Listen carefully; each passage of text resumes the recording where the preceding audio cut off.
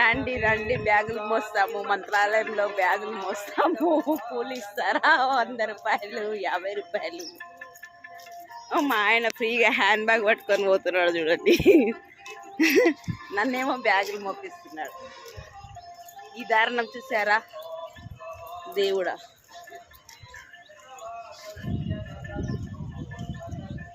మంత్రాలయ స్వామి దర్శనం.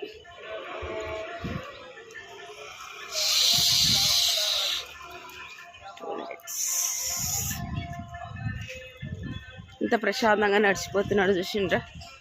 నాకేమో ఇంత పెద్ద బ్యాగ్ పెట్టించి ప్రశాంతంగా నడుస్తూ పోతున్నాడు.